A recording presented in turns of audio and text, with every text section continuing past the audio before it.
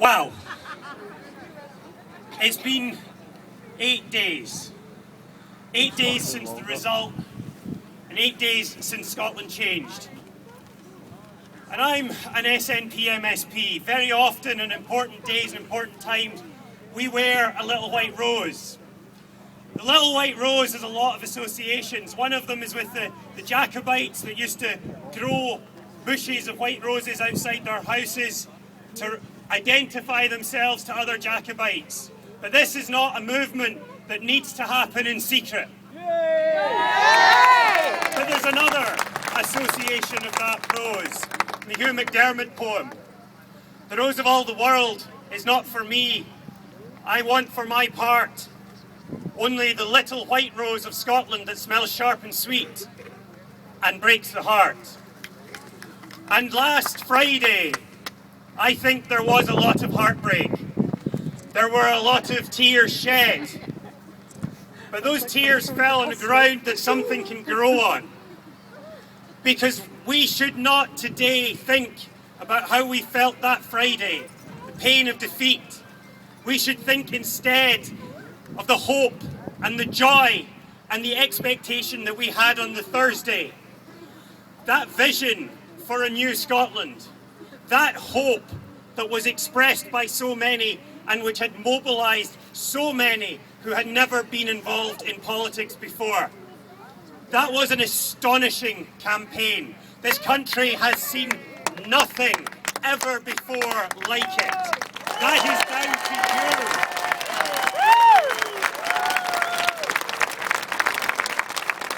And it wasn't just the events, the carnivals, the street stalls, all those people knocking doors or handing out leaflets. There are numbers out there, hard numbers, that came to us from a Tory peer who is no friend of Scotland, no friend of independence, that says we won over the people that hadn't made up their minds by 2-1. That people moved from no to yes 3 times more than people moved from yes to no, because we put forward those visions, that ideal of what Scotland could be. And the other side know that. The other side know how risky, how close it was. They talk sometimes now about the settled will of the people.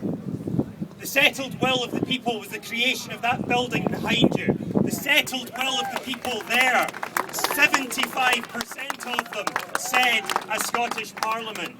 67% rejected AV. The same even back in the 70s, the UK being in the EEC. This was 55%. This was narrow. This was squeaky bum time for the no campaign. And we will show them again. Because it's one thing to say that's the referendum, we lost, we move on. But if we'd won, if it had been a yes, the struggle would have gone on as well. Because you don't change a country just by changing a flag. You change a country by changing its politics, by taking new decisions and going in a different direction. So just as if there had been a yes vote, the struggle would have gone on, so that there has been a no vote, the struggle too must go on. Yes!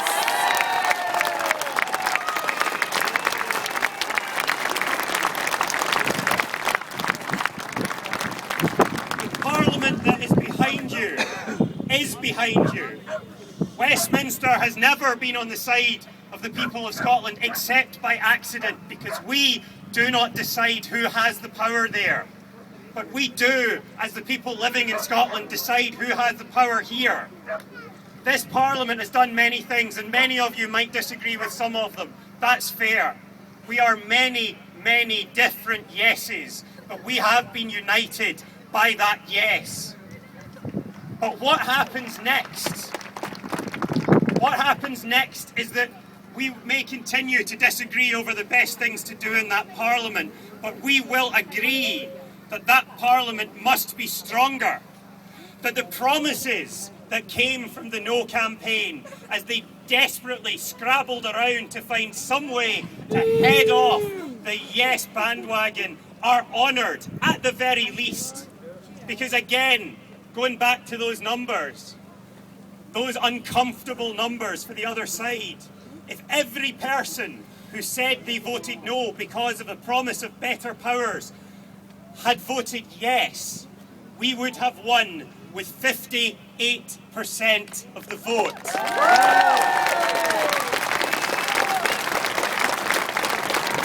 So that is a sword of Damocles that hangs over the three Westminster parties.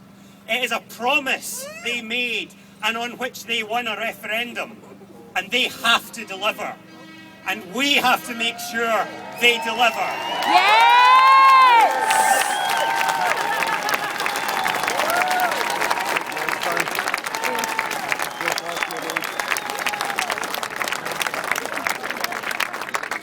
But I tell you this, I did not come into politics.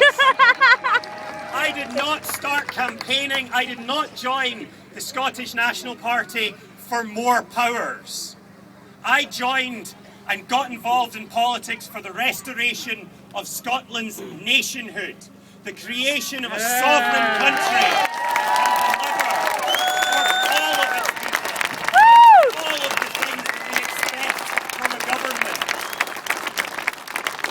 So they talk about giving us income tax powers and maybe a bit of control over the work programme and deciding how our elections are fought to the Scottish Parliament, and maybe we might get our own health and safety executive. No, that is not what we were campaigning for. That is not what captured the imagination of 1.6 million people. That is not what bought off hundreds of thousands more. And the great challenge for those opponents of Scottish independence is not just to deliver, to agree, to overcome all their difficulties and deliver what was promised. It is that when and if that is delivered, people in Scotland will see just how inadequate that offer was. An offer that that newspapers echoed as being Devo Max, obedient that they were, is no such thing. And that what we want, the powers to rebuild this country, to make it the kind of country we want to live in, are not coming from Westminster anytime soon.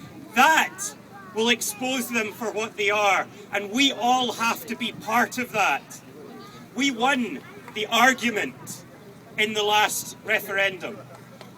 They know that winning the vote but losing the argument is not a real victory, and we know that winning the argument but losing the vote is not a real defeat. When the time comes,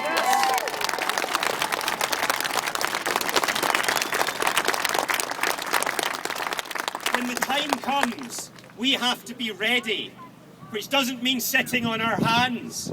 It means campaigning for more powers to keep them honest, to expose the no parties when their promises don't materialise, but also to lay the groundwork for that next vote when it comes.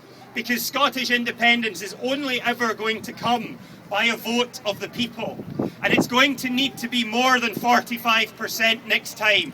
We need 50%. I'd love 60, I'd love 70, but we need 50%, which means we need networks, we need alliances, we need the friendships and relationships that were born in this campaign to endure. Frankly, we need an alternative media that will put and what is the truth in people in this country.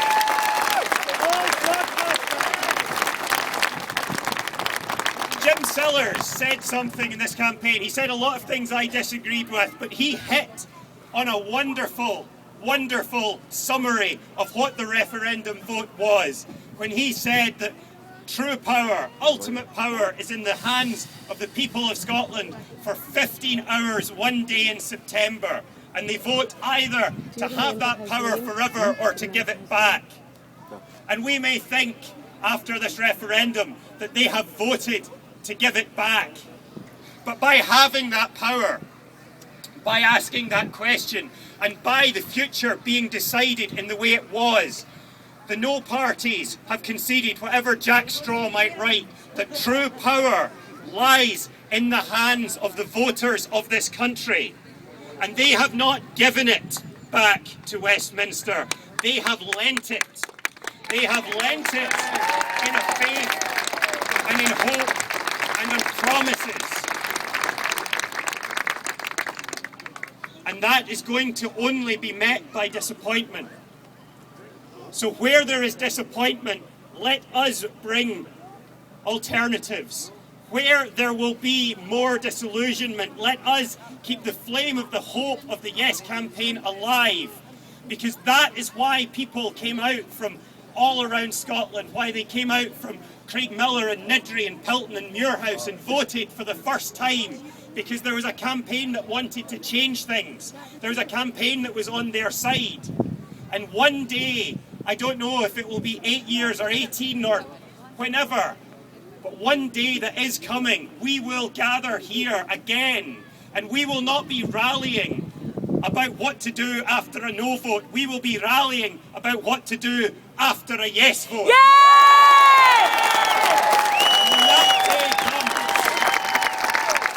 when Trident is gone from the Clyde and from the world, when food banks are gone from this country, when the inventions of this country create prosperity that we can share with all, when we have public services, an NHS and school system that are protected from governments we didn't vote for, and when our troops are not sent to war by people we didn't elect. I want to see this place then renamed Independence Square, to be honest. I want to see us all look back and think we didn't stop campaigning for what we believed in 2014. We campaigned on, we fought on, and in the end, we won that Scotland that we all dared to dream of. Yes!